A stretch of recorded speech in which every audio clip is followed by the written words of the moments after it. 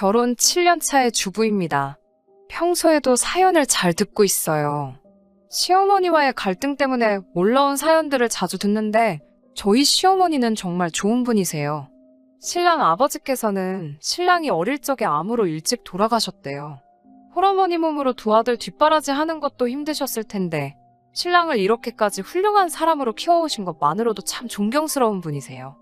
시댁이 지방이라 처음 뵙기 전까지는 전화로만 몇 번 이야기를 받아본 게 전부였는데 시어머니 인품 또한 훌륭하시다는 생각이 들 정도로 저에게 잘 해주셨어요. 경제적으로 넉넉하신 편은 아니었기 때문에 둘이서 결혼 전에 모아놓은 돈만 가지고 결혼 준비를 해야겠지만 시어머니의 인품과 그에 못지않는 남편의 성품에 저도 결혼을 하기로 결심을 했어요. 시어머니는 고향에서 아주버님네하고 함께 살고 있다고 들었습니다. 아주버님은 저희가 결혼하기 훨씬 전부터 이미 가정을 이루고 결혼하자마자 시어머니를 모시고 함께 살고 있다고 들었어요. 두 분이 맞벌이 부부이기도 하고 아이가 워낙 일찍 생겨서 시어머니께서 아이를 봐주는 조건으로 합가를 했다고 하긴 하지만 그때는 참 형님도 대단한 분이라고 생각했어요. 아무리 시어머니 인품이 좋다지만 요즘 같은 세상에 시어머니 모시고 사는 며느리 보기 힘들잖아요? 그 사실과 더불어 남편의 형이기도 하니 아주버님도 형님도 다 좋은 사람들이라고 막연하게 생각했던 것 같아요. 하지만 형님의 첫인상은 정말 상상을 초월했습니다. 결혼 전 시어머니를 처음 뵙기 위해 지방에 내려간 적이 있어요.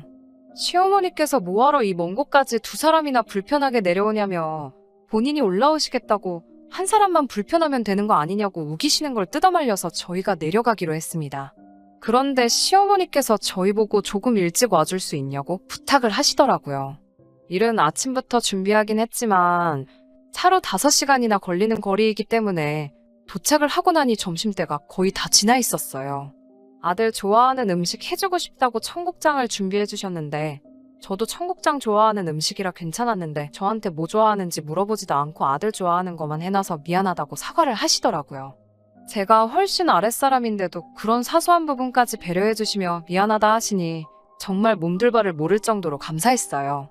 식사가 끝나고 나서 이런저런 이야기를 나누며 시간을 보내고 있는데 시어머니께서 시계만 힐끔힐끔 보시면서 이제 얼른 가봐야지 하면서 저희를 보내시려고 하더라고요.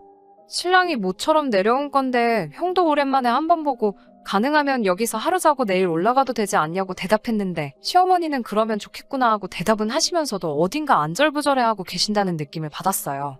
아니나 다를까 6시가 되어서 형님이 퇴근을 하셨는데 저희가 와 있다는 사실을 몰랐는지 현관문 앞에서부터 어머님에게 큰 소리로 집에서 냄새나게 청국장을 끓이면 어떡하냐고 짜증을 부리더라고요. 그러다 저희가 와 있는 걸 눈치채시고는 태도를 바로 바꾸셨지만 시어머니가 형님 눈치를 보고 사신다는 느낌을 지울 수가 없었어요. 아무래도 저희 직장이 서울에 있기도 하고 남편 쪽 하객들도 친척분들 제외하면 전부 서울에 있기 때문에 식은 서울에서 올리기로 했어요. 형님네와 시어머니 오실 교통비와 이것저것 해서 현금으로 보내드렸는데 정작 결혼식 날에는 시어머니 혼자서 시외버스를 타고 오셨더라고요. 일이 바빠서 결혼식에는 못 오겠다는 말만 당일날 전하시고 시어머니 혼자 보낸 거죠. KTX도 있고 편한 교통편이 더 많았을 테고 당일 교통비 및 호텔까지 보내드린 금액이 상당한데 버스를 태워 보낸 부분도 이해가 가지 않았습니다. 시어머니는 괜찮다고 어쨌든 본인도 탈 없이 도착했고 돈도 아끼게 되었으니 좋은 거 아니냐며 저희가 더 캐묻지 못하게 하셨지만 정말 찜찜하기 짝이 없었어요. 결혼식이 끝나고 나서 저희는 신혼여행 때문에 시어머니를 바래다 드리지 못했지만 가시는 길에는 편하게 가시라고 KTX도 끊어드리고 도착해서도 택시 타고 가시라고 용돈도 넉넉히 챙겨드렸어요. 시어머니는 남편에게 형이 일 때문에 요즘 스트레스가 이만저만이 아니니 오늘을 가지고 괜히 전화하고 그러지 말라고 당부를 하고 가셨습니다. 아무튼 그렇게 저희는 탈 없이 식을 올리고 신혼생활을 시작하게 되었습니다. 그리고 결혼하고 나서 맞는 천명절에 시댁에 내려가게 되었어요. 차로 5시간이나 걸리는 먼 길이지만 남편도 결혼 이후로 처음 어머니 뵈러 가는 거니 많이 들떠있더라고요. 그런데 시댁에 도착하니 시어머니는 주방에서 음식을 하고 계시고 형님과 아주버님은 거실에서 텔레비전 보면서 주방에 계신 어머님은 신경도 안 쓰고 놀고 있었어요. 저는 얼른 가방이며 옷 가지며 남편에게 주고는 주방으로 들어가 어머님의 손을 거들었어요. 형님은 저한테 올케는 식모근성이 있나 봐. 시댁까지 와서 일하고 싶어. 하면서 비아냥대더라고요. 자기 남편의 어머니께서 혼자 일하고 있는데도 그런 식으로 말을 하는 게 이해가 가지 않았어요. 원래는 하루 자고 갈 계획이었는데 형님이 올케네 친정도 가봐야 하지 않겠냐며 괜히 차 막힐 때 올라가서 고생하지 말고 어머님도 불편하게 괜히 있을 필요 없다고 차 안 막힐 때 얼른 가라고 거드셨고요. 그래서 계획을 취소하고 저희도 서울로 다시 올라가기로 했어요. 돌아가면서 봉투를 두둑하게 챙긴 용돈 봉투를 건네드렸어요. 어머님은 뭘 이런 걸 다 주냐며 사양하셨지만 아무래도 거리가 멀다 보니 자주 찾아뵙지 못해 준비한 저희들 성이니까 받아주세요 하고 손에 꼭 쥐어드리고 왔지요. 그리고 친정으로 출발하려 주차장으로 가고 있는데 형님이 뛰쳐나오면서 저 멀리서 저희를 부르시더라고요. 얼른 저희를 보내려시던 분이 갑자기 저희를 불러세우길래 무슨 일인가 했는데 형님은 어머님께 드린 용돈에 대해서 물으시더라고요. 아무래도 저희가 준비한 액수가 크다 보니 형님 쪽에서 시어머니께 드리는 용돈이 얼마인지는 모르지만 그 금액이 비교가 될까 부담이 돼서 물어본 거라고 생각했는데 형님은 자기들이 시어머니 먹여주고 재워주고 하는데 돈을 뭐하러 그렇게 많이 줬냐면서 괜히 어머님께 돈 들여봤자 쓸데없는 데다가 쓰시기만 할 뿐이니 앞으로는 돈 관리를 하고 있는 자기에게 달라고 하는 말이었어요. 저희가 어머님께 드리는 건데 그걸 자기가 관리하겠다는 게 이해가 가지 않았어요.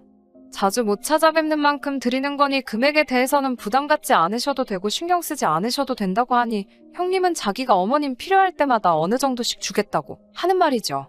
친정으로 향하는 차 안에서 남편의 기분이 썩 좋아 보이지는 않았어요. 결혼 전에 찾아뵈었을 때부터 첫 명절의 일까지 생각해보면 제가 보기에도 석연찮은 부분이 많은데 아들인 남편은 오죽했겠어요? 남편이 어렵게 저에게 말을 꺼내더라고요. 아무래도 어머니가 형님 내서 좋은 대우를 받고 계시는 것 같지 않아서 마음에 걸린다고 저만 괜찮으면 어머님을 서울로 모셔와 함께 살면 어떻겠냐고 합가를 제안했어요. 솔직히 어머님 모시고 사는 게 부담이 되기는 했지만 여태껏 형님 내서도 오래 계셨는데 제가 못할 게 뭐가 있냐는 생각이 들기도 하고 제가 봐도 어머님이 거기서 힘들어 보이셔서 흔쾌히 수락을 했습니다. 남편이 저한테 고맙다고 평소에 한 번도 보이지 않던 눈물까지 보였어요. 그리고 명절이 끝난 뒤 시어머니께 전화를 드렸지요. 시어머니는 걱정 안 해도 된다고 하셨어요.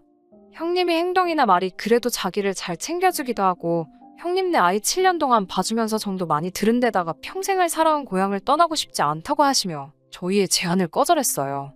그리고 미국에 계시는 언니, 그러니까 저에겐 시이모님 되시는 분이 한국에 돌아오시면 둘이서 조용히 살기로 정했다고 노후 문제도 걱정할 필요가 없다고 못을 박으셨죠.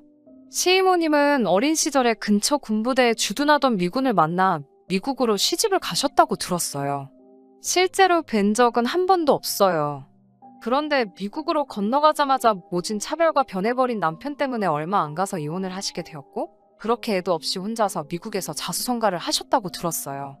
연락이 그동안 안 되다가 몇 년 전에 다시 연락이 닿아서 은퇴를 한국에서 하신다는 시이모님이 한국에 살 곳을 마련해서 같이 살기로 했다는 사실을 저희에게 처음 말씀해 주셨어요. 그때 되면 시이모님이 연금도 많이 나오고 사업이며 정리한 재산들로 둘이서 먹고 살기에 충분하니 걱정 말라고도 하셨고요. 형님이 말한 것도 있지만 그 뒤로도 어머님 용돈은 항상 어머님께 따로 챙겨드렸어요. 형님은 끝까지 저희한테 그 돈자기들이 먹을 것도 아닌데 왜 이렇게 고집을 부리냐고 성질을 부렸지만 저희도 대충 짐작되는 부분이 있었기 때문에 형님이 원하는 대로 하지 않았습니다. 아주 효자났네, 효자났어 하면서 어떻게 다른 사람도 아니고 가족도 못 믿어서 이 세상 어떻게 살아갈 거냐고 쓴소리를 하더라고요. 아무튼 그렇게 시간이 지나 현재까지 오게 되었습니다. 몇 달 전에 형님네서 더 이상 시어머니를 모시지 않겠다는 소식을 듣게 되었습니다. 애초에 결혼 초부터 시어머니를 모실 생각이 있었기 때문에 시어머니가 서울로 올라오셔서 저희와 같이 사는 건 문제가 되지 않았어요.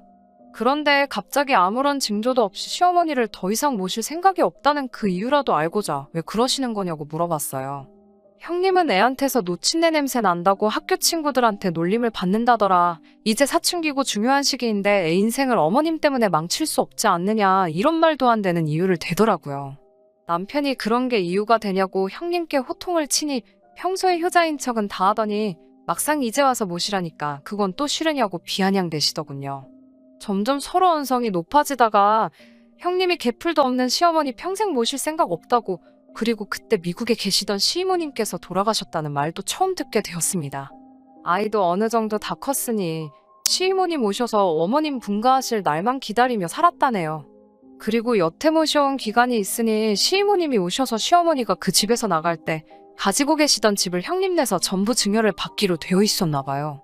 그런데 그 집이 뭐 몇십억짜리인 것도 아니고 시골의 작은 아파트라서 금액은 얼마 하지는 않지만 그동안에라도 키워줬으니 겸사겸사 했는데 시이모님 돌아가시고 어머님이 분가를 못하게 되니 여태까지 그거라도 받으려고 언젠가는 시이모님과 함께 살 어머님 데리고 살아준 건데 돈 1억에 세금까지 내면 그게 얼마나 된다고. 그 돈 받자고 시어머니를 돌아가실 때까지 평생 모시고 사는 건 수지타산이 맞지 않다고. 여태껏 자기들이 모신 거나 다름이 없으니 이제는 저희 보고 모시라고 하는 말인 거예요. 서울로 올라오신 시어머니의 모습은 많이 우울해 보이셨어요. 짐가방이라고 가져오신 게 작은 여행 가방 하나밖에 없더라고요. 옷가지도 몇 개 없으셨고 저희 집에 계시면서도 자꾸 집안일을 하셔야 된다는 강박 같은 게 있으신 건지 한시도 가만히 계시질 못하더라고요. 어머님께 집안일 같은 거는 안 하셔도 된다고 편히 계시라 말을 했는데 그날 엄청 슬프게 우셨어요. 그동안 어떤 삶을 살아오셨는가 짐작이 되더라고요. 저희도 맞벌이 부부인지라 퇴근하고 오면 몸이 피곤하기도 했지만 시어머니와 여기저기 그동안 못 먹으셨을 좋은 음식들도 나가서 사 먹고 주말에는 가볼 만한 곳을 찾아서 시어머니 모시고 나갔다고 왔어요. 그렇게 셋이서 재미나게 살고 있던 어느 날 미국에서 걸려온 전화 한 통을 받게 되었어요. 본인을 미국에서 사무실을 하고 있는 변호사라고 소개하면서 시이모님께서 돌아가시기 전에 한국에 부동산을 사놓으신 게 있는데 중거법에 의해 부동산 소재지인 대한민국 상속법이 적용되어서 반계열 쪽인 시어머니께서 상속을 받게 되었다는 소식이었습니다. 그 부동산의 가치는 무려 10억이 넘었어요. 그 기쁜 소식에도 시어머니는 끝까지 형님네 걱정을 하더라고요. 물론 자기를 이렇게 내팽겨친 형님네가 괘씸하기는 하지만 손주와 정도 많이 들었고 얼마 되지 않지만 주기로 했던 고향집을 형님네에게 물려주고 싶다고 하셨습니다. 그리고 얼마 전 어머님과 함께 형님네에 다녀왔어요. 형님은 저희를 보자마자 인상부터 쓰시고 모셔보니까 같이 못 살 것 같아서 다시 찾아온 거냐고 보자마자부터 비아냥대더라고요. 그러니까 그때 용돈도 어머님을 드릴 게 아니라 자기한테 줬으면 좋았지 않냐면서 그 돈이라도 자기한테 줬으면 몇 년은 더 모시고 살았을 수도 있는데 끝까지 효자 노릇한다고 고집부린 그 꼴 좀 보라면서 낄낄대더라고요. 저희 어머님이 찾아오신 뜻도 모르고 말이에요. 어머님도 처음에는 좋은 마음으로 고향집 증여를 해주러 찾아가신 거였지만 계속 그런 식으로 나오는 태도에 화가 많이 나셨나 봐요. 형님에게 그러면 내가 가지고 있는 집은 필요가 없느냐고 저희들에게 전부 다 줘도 괜찮겠냐며 물어보더라고요. 형님은 대번에 그깟 거 얼마나 한다고 아직도 집 가지고 유세를 부리시냐며 원한다면 유산포기각서까지 써주겠다고 먼저 말하더라고요. 형님이 유산포기각서를 작성하고 공증까지 받는 데는 2시간도 채도 걸리지 않았습니다.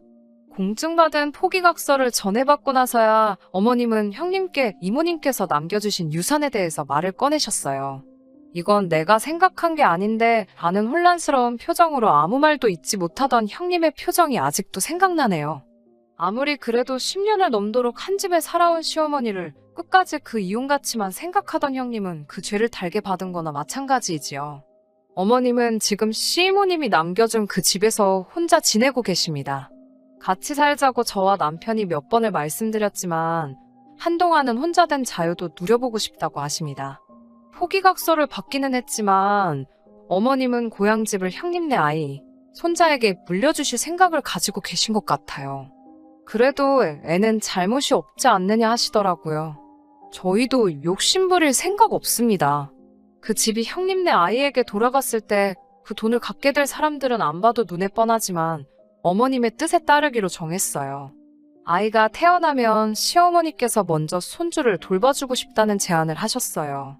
저희도 이제 좀 더 여유를 찾아 저희들의 미래를 더 빠르게 준비할 수 있을 것 같습니다. 어머님께 하루빨리 이쁜 손주 안겨드리고 싶어요. 앞으로 저희들의 행복한 삶을 기도해주세요.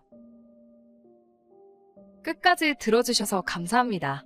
오늘의 사연은 여기까지입니다.